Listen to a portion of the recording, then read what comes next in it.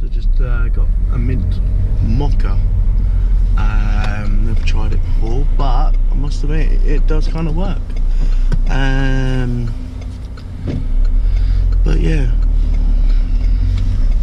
No, stagecoach lorry actually let me out. Stagecoach bus, sorry, actually let me out, which is probably amazing.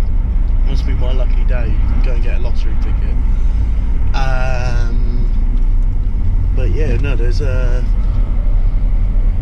mean, there's only new cars coming out at the moment. So you got the Project One Mercedes coming out. Then you've got the, I don't know how you pronounce it, the Aston Martin, whatever it's called. That's coming out, and then you got all these other supercars coming out. And to be honest, as much as nice as they are to look at, no one is ever going to see them unless they're at a show or a museum or Goodwood Festival of Speed. People bring them out then. But I can't see them being used every day. Obviously, you're not going to use one of those every day, but you're not going to see one unless it's the Arabs come over with their supercars in the summer. You might see the odd occasional one outside the Dorchester or down Sloane Street. But I can't imagine you seeing them driving down Newport Pagnell High Street only. You're not going to see them driving around, because the more miles they put on them, the more people don't want them. Like there's one guy on Instagram saying about the Bugatti Veyron. Wouldn't buy it because it had 14,000 miles on it. Well, if it's been maintained properly, 14,000 miles on any car is not a lot. But obviously on one of them, that is quite a few miles.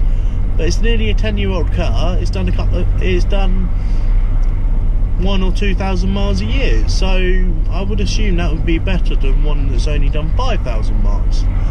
A bit like for sale, there was the McLaren F1. I think it was in yellow. It only done, was it 50 miles? Still in the original wrapping, etc., etc.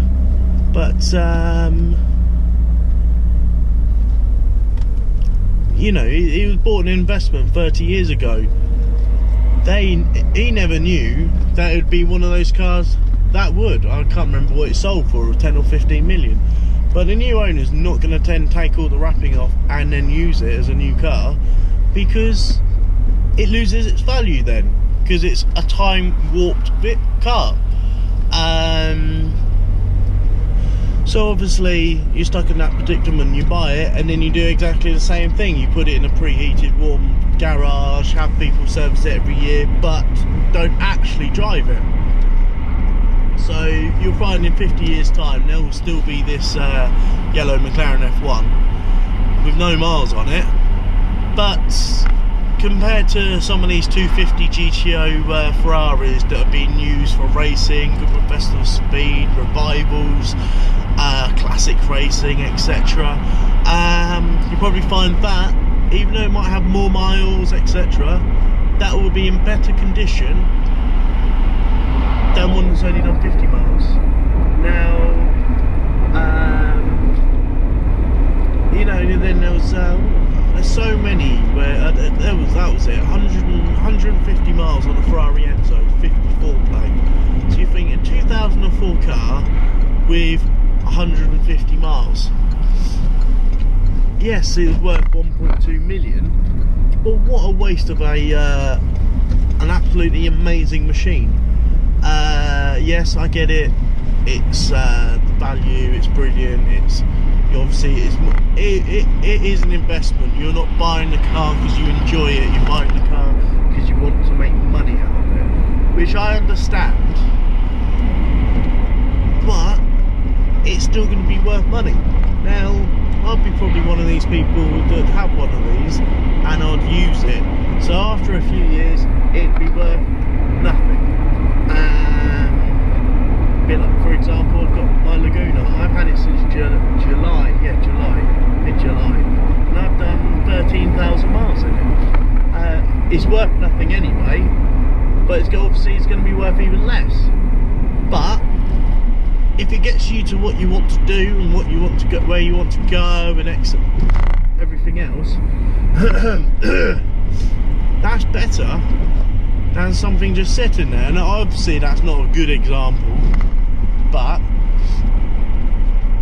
it is one of those sort of things where you think it's there to be used. It's a machine.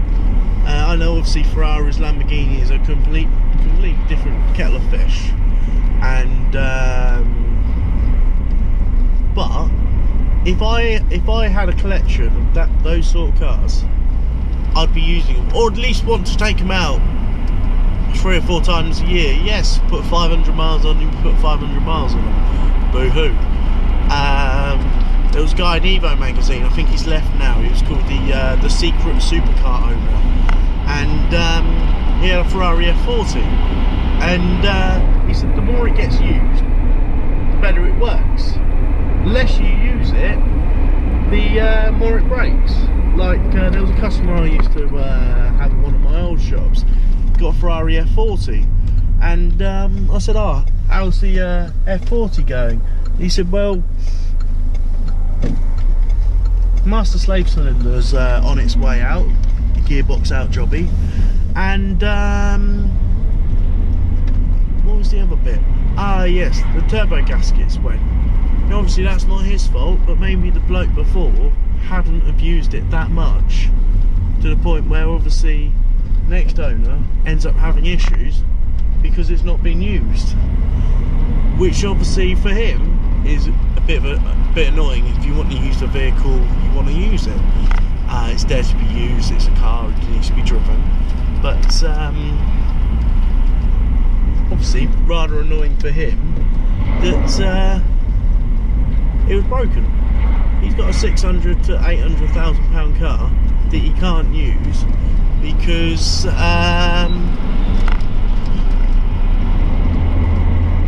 he couldn't get the gaskets from Maranello or Modena, wherever they had to come from in Italy.